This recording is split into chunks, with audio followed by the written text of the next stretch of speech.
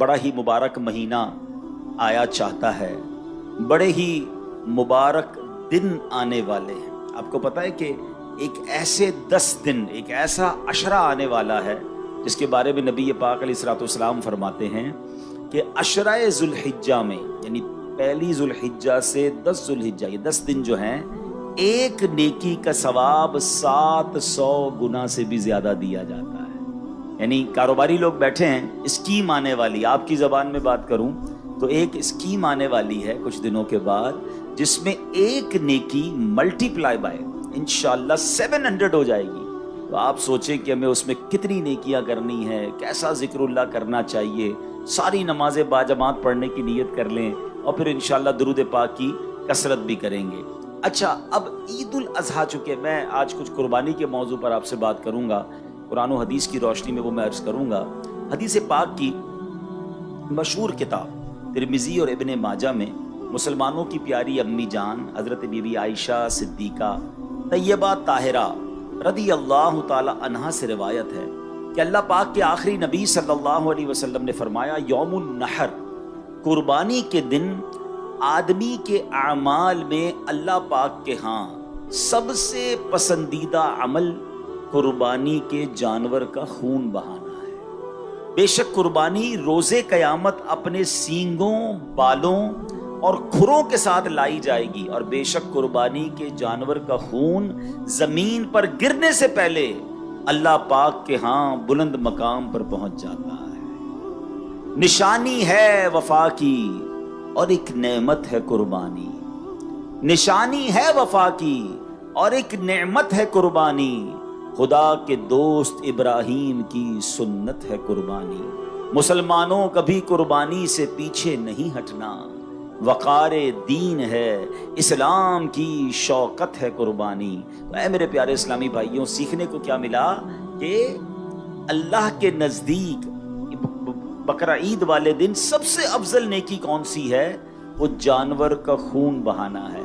ये उन लोगों के लिए भी जवाब है जो कुर्बानी के मुकाबले में ऑल्टरनेट पेश करते हैं। हर साल कुर्बानी के दिनों में वसवसा पैदा करने वाले लोग आते हैं, कहते हैं जनाब इतने जानवर ज़िबा होते हैं, करोड़ों अरबों रुपए खर्च हो जाते हैं, किसी गरीब की मदद कर देनी चाहिए, किसी के साथ ताउन कर देना चाहिए, इतने जानवर कुर्बान क्यों करते हैं? मुझे एक बात बताएं, मैं किसी गरीब की मदद करूं, मैं किसी जनाब और नेकी के काम में खर्च करूं, मुझे अजर किससे लेना है? जवाब दीजिएगा, अल्लाह से लेना है। और अल्लाह का हुक्म क्या है कि अल्लाह के नजदीक यौमुन नहर सबसे अफजल काम यह है कि उस दिन जानवर का खून बहाया जाए। तो हमें एक बात समझनी है, हम शरीयत के पाबंद हैं। जिस रब ने हमें मुसलमानों की खैर खाही का, जिस शरीयत ने हमें मुसलमानों की खैर खाही का दर्स दिया, वही शरीयत हमें बता रही है कि यौमुन नहर, कुर्बानी के दिन सबसे अफजल अमल क्या है? वो कुर्बानी करना है। तो उसमें कोई पसोपेश नहीं करनी चाहिए। अगर रब का हुक्म है, शरीयत का हुक्म है, तो जनाब अब कुर्बानी ही करनी है, इसका कोई और ऑल्टरनेट नहीं हो सकता।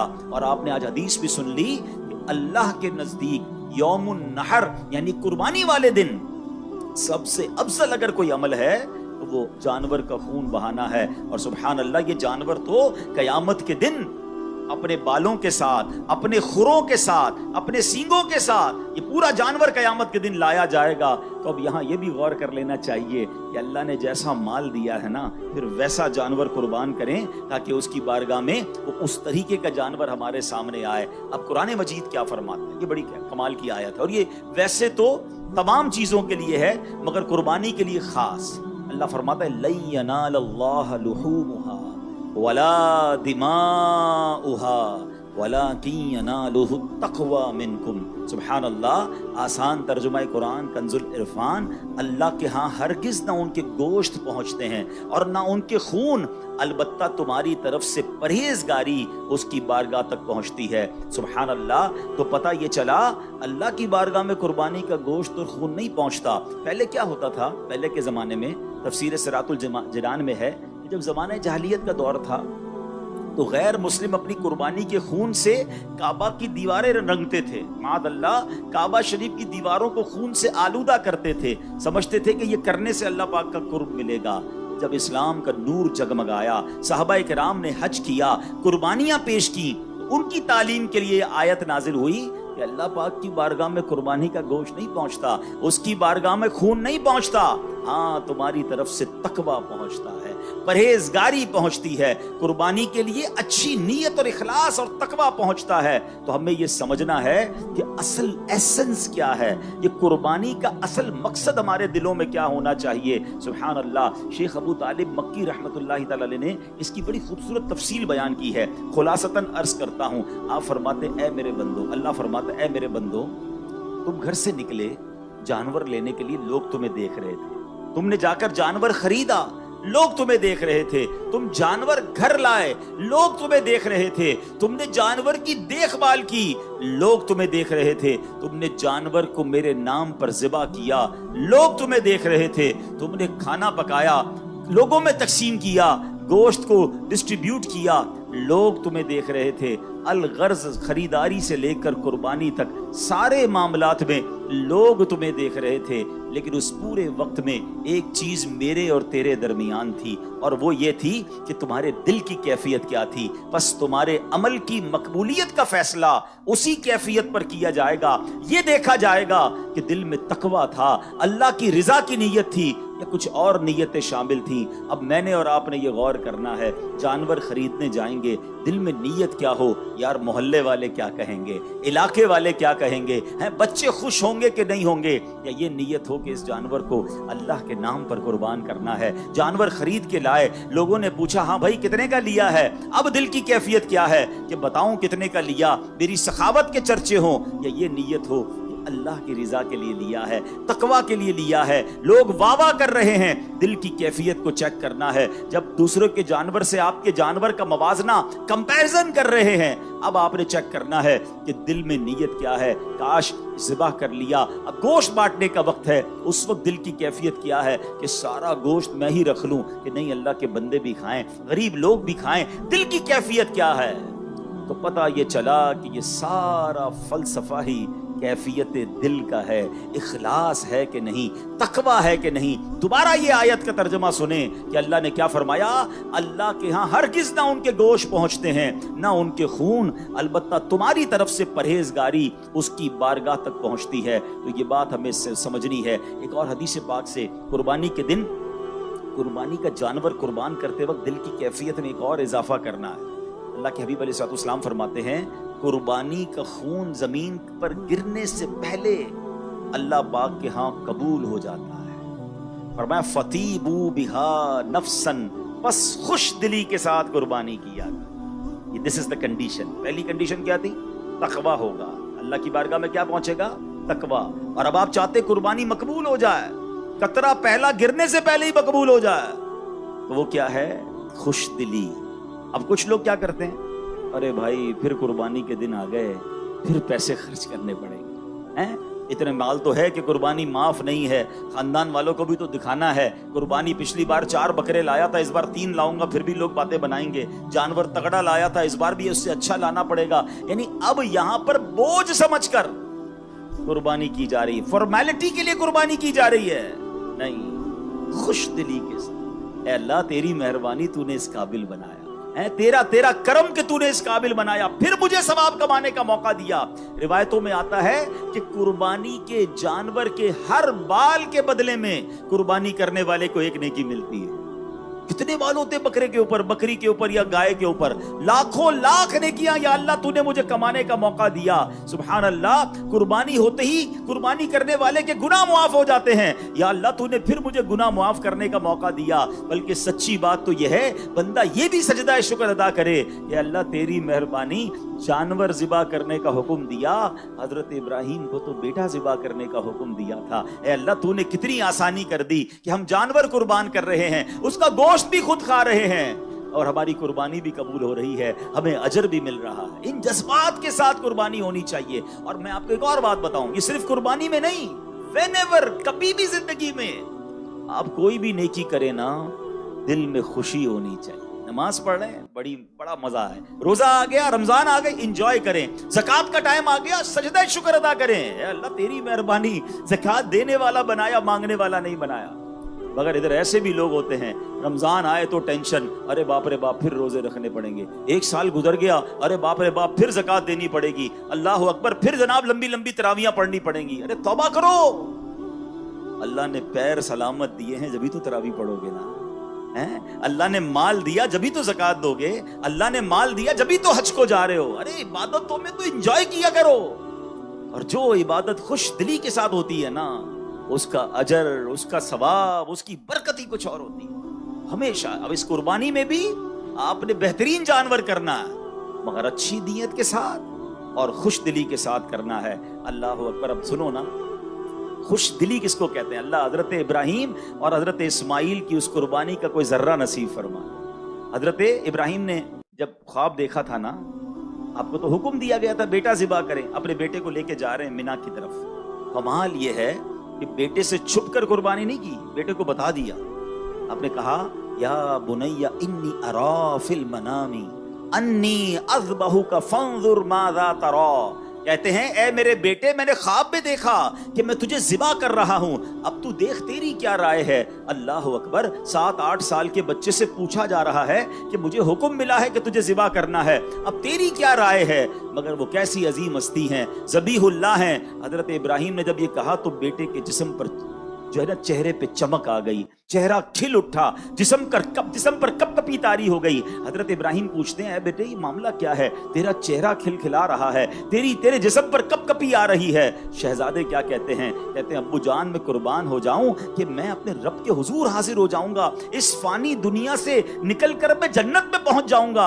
अल्लाह पाक ने अगर मेरे लिए हुक्म दिया है तो इसका मतलब वो रब करीम मुझसे राजी है। बेशक रब ने जो अपने पास नेमतें तैयार कर रखी हैं वो इस दुनिया और जो कुछ इसमें है उससे तो बड़ा बेहतर है। सुभान अल्लाह, मैं कितना खुश नसीब हूं कि मुझे इस कुर्बानी के लिए कबूल फरमा लिया गया। इधर पैसे से कुर्बानी में जान जा रही है, उधर जिसकी जान जानी है वो खुशी से झूम रहा है। फर्क तो देखो ना कि अल्लाह की बारगाह में कुर्बानी करने वाले ने कैसी कुर्बानी की। सुभान अल्लाह। शायर कहते हैं ईद कुर्बान जज्बे ईसार का इजहार है, ईद कुर्बान जज्बे ईसार का इजहार है, ये इताअत का खलीलुल्लाह की मयार है ये तस्लीमो रजा की एक लाफानी मिसाल, जान देने के लिए फर्जंद भी तैयार है।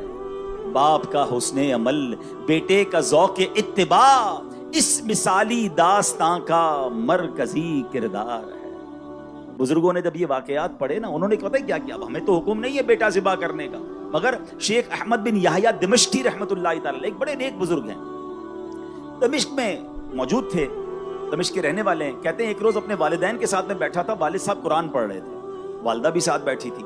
दौरान तिलावत ही हजरत इब्राहिम और हजरत इस्माइल का वाकया आ गया।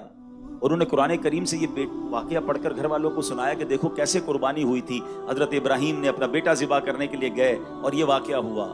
अल्लाह अकबर। तो उनकी वालदा ने ये वाकया सुना, कहती हैं बेटा कैसे अजीम लोग हैं कि बाप ने बेटे को कुर्बान कर दिया। मेरे भी तो तुम एक ही बेटे हो, मैं तुम्हें कुर्बान तो नहीं करती, ज़िबा करने का तो हुक्म नहीं है। जा मेरे बेटे, मैं तुझे अल्लाह के नाम पर वक्फ करती हूँ, जा और अल्लाह की इबादत कर, दीन का काम कर। हजरत शेख अहमद कहते हैं मैं घर से चला गया, मक्का मुकर्रमा पहुंचा, काबा शरीफ के करीब रहकर इबादतों में दिल लगाता रहा, नेकियों में मसरूफ रहा।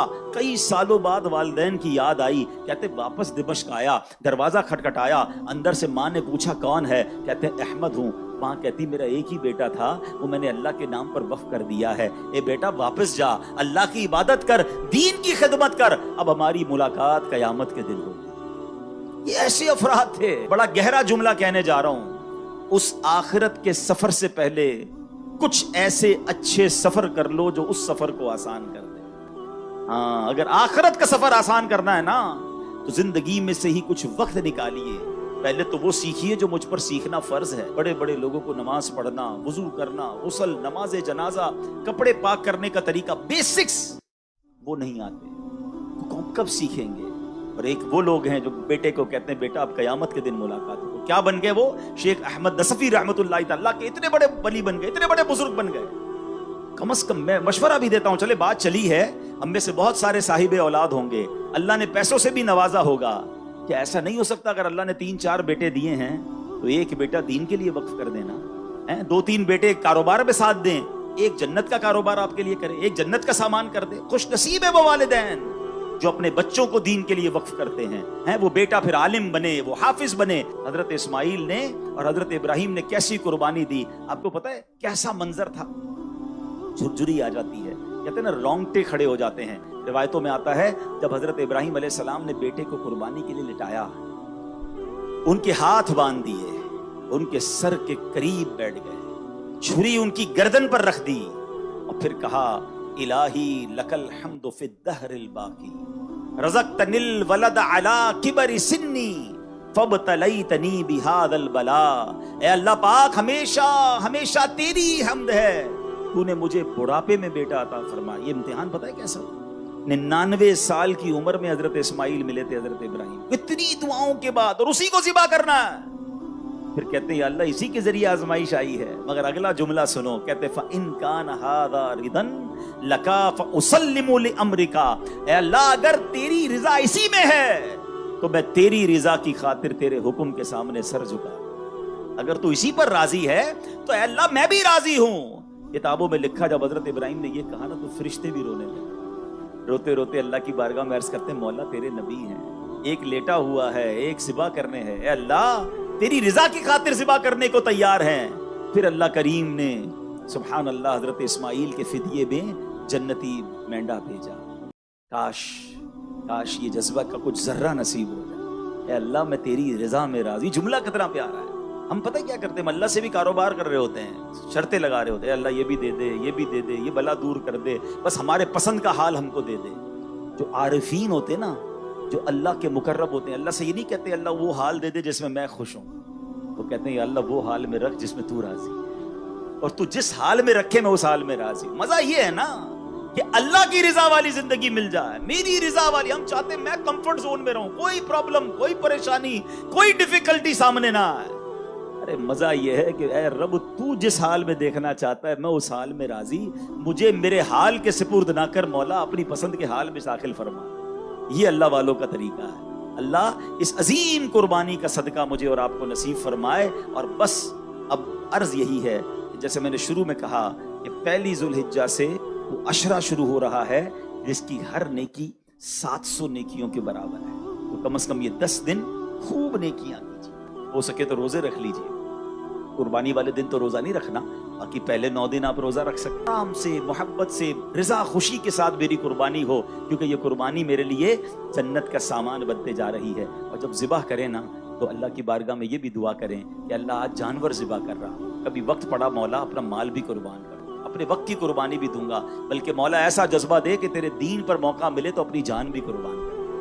یہ نیتیں ہوں, اپنے نفس کو قربان کریں, اپنی بری عادتوں کو قربان کرنے کی نیت کریں. اے اللہ یہ جانور کو ذبح کرتے کرتے میں اپنی بری عادتوں کو بھی اب ختم کر رہا ہوں. اے اللہ استقامت تو عطا فرما. وہ بڑا کریم ہے, تو نگاہ فرمائے تو ہم بھی نیک ہو سکتے ہیں. تو ان نیتوں کے ساتھ قربانی کریں.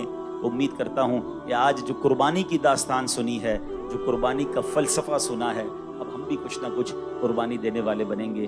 رب کریم ہم سب کو عمل کرنے کی توفیق عطا فرمائے.